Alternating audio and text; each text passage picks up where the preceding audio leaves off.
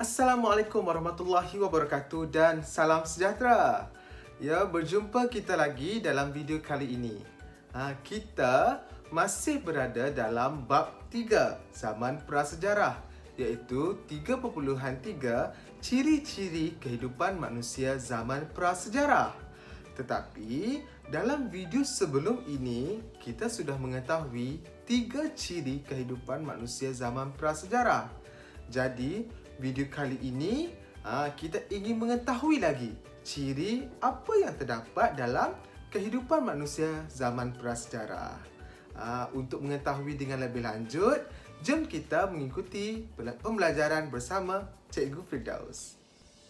Video kali ini kita ingin mengetahui 4 lagi ciri kehidupan manusia zaman prasejarah, iaitu melalui kegiatan ekonomi, organisasi sosial, kepercayaan serta kesenian dan kebudayaan. Pertama sekali, kita lihat ciri dari aspek kegiatan ekonomi pada zaman Paleolitik. Manusia pada zaman Paleolitik ini, mereka bergantung sepenuhnya pada sumber alam semula jadi. Mereka pula hidup secara nomad untuk mencari makanan dan dikongsi bersama. Apa yang dimaksudkan dengan hidup secara nomad? Siapa tahu apa yang dimaksud dengan nomad? Kita dah belajar apa itu nomad dalam pembelajaran sebelum ini.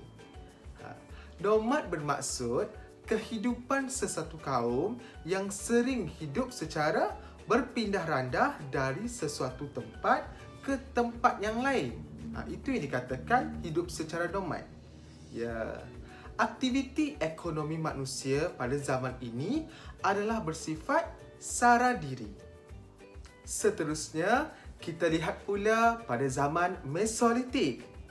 Manusia pada zaman ini masih lagi mengutip hasil hutan. Bukan sahaja mengutip hasil hutan, malah mereka masih memburu binatang dan menangkap ikan.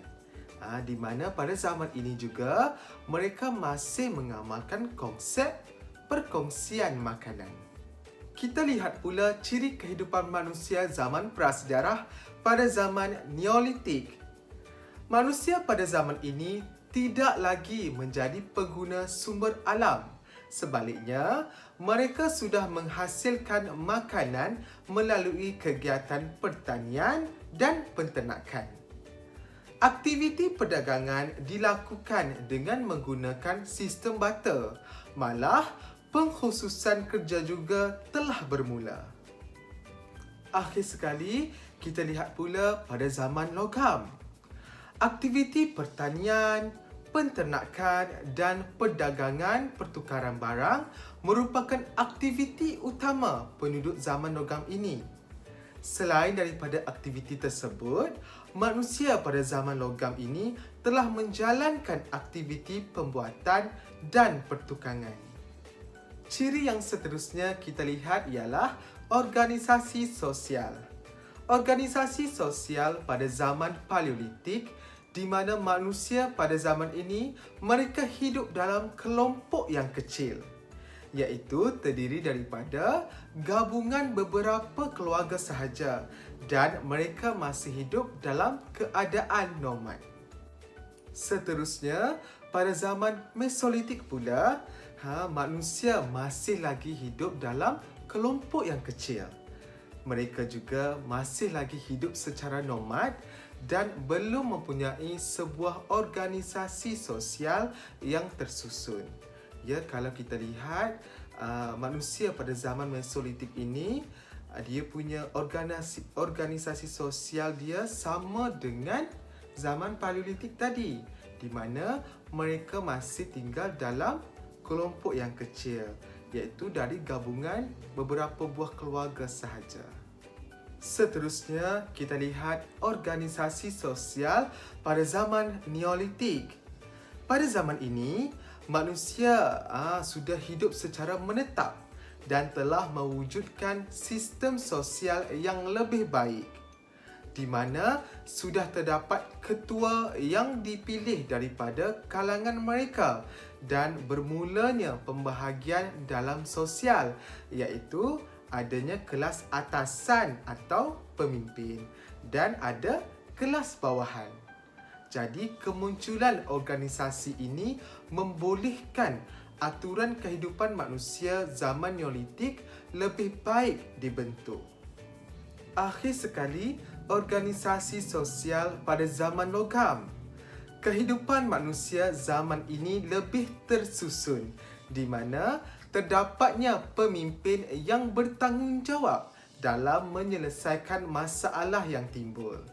Pemimpin juga telah membentuk aturan kehidupan agar diikuti oleh setiap masyarakatnya. Keadaan ini telah membawa kepada pembentukan sistem pentadbiran. Ciri yang berikutnya ialah kepercayaan. Pertama sekali, kita lihat kepercayaan yang terdapat pada zaman Paleolitik. Manusia pada zaman ini, mereka mengamalkan animisme dan kepercayaan kepada alam semula jadi yang menentukan kehidupan mereka. Apa itu animisme? Murid-murid tahu tak apa yang dimaksudkan dengan animisme? Animisme ialah kepercayaan bahawa setiap benda mempunyai kuasa dan semangat yang mampu menentukan kehidupan manusia. Misalnya di mana mereka percaya pada kuasa alam semula jadi seperti petir, kilat, hujan, angin dan matahari. Selain daripada itu, mereka juga percaya bahawa objek yang berada di sekeliling mereka seperti pokok, batu, bukit, sungai dan laut juga turut mempunyai kuasa dan semangat. Seterusnya, kita lihat pula pada zaman Mesolitik, di mana pada zaman ini manusia masih lagi sama di mana mereka masih mengamalkan kepercayaan dan animisme. Kita lihat ciri kepercayaan pada zaman Neolitik pula. Manusia zaman ini melakukan ritual bagi mewujudkan perdamaian dengan kuasa alam di mana sehingga menyebabkan amalan penyembahan mula dilakukan. Pada zaman ini, sudah mula wujud kepercayaan kehidupan selepas mati dan mayat akan diuruskan dengan teliti serta dikebumikan dengan sempurna. Akhir sekali, kita lihat kepercayaan pada zaman logam. Penyembahan manusia terhadap kuasa alam semakin jelas di mana binaan khusus telah diwujudkan bagi menjalankan upacara ritual dan menyempurnakan kepercayaan mereka. Ciri yang terakhir ialah kesenian dan kebudayaan. Pertama sekali kita lihat ciri ini pada zaman Paleolitik. Manusia pada zaman ini telah menghasilkan lukisan gua di mana lukisan ini pula bersifat realisme. Apa itu realisme? Siapa tahu? Realisme ini bermaksud aliran sastra dan seni yang menggambarkan kisah hidup yang sebenar, iaitu ini bermaksud bukan khayalan atau rekaan. Seterusnya, kita lihat pada zaman Mesolitik. Lukisan gua masih merupakan antara ciri kesenian yang masih wujud pada zaman ini. Ya, kalau kita lihat kesenian dan kebudayaan pun zaman Mesolitik ini masih sama dengan zaman Paleolitik tadi. Kita lihat pula kesenian pada zaman Neolitik. Selain daripada lukisan gua, kesenian manusia zaman ini turut dapat dilihat melalui corak yang menghiasi permukaan tembikar, di mana pola geometri merupakan pola utama yang dikenali sebagai simbolisme. Apa itu simbolisme? Apa itu geometri? Kita lihat geometri dahulu, iaitu di mana geometri merupakan corak yang berasaskan garis-garis yang menghiasi objek tertentu. Manakala simbolisme pula ialah merupakan lambang yang menggambarkan sesuatu perkara atau erti tertentu. Akhir sekali, kita lihat kesenian pada zaman logam. Manusia pada zaman ini amat mementingkan nilai estetika yang telah ditemukan pada peralatan yang mereka hasilkan seperti gendang gangsa yang mempunyai pola hiasan yang menarik. Apa yang dimaksudkan dengan estetika? Siapa tahu? Estetika ini bermaksud kecantikan atau keindahan yang dikaitkan dengan bidang seni.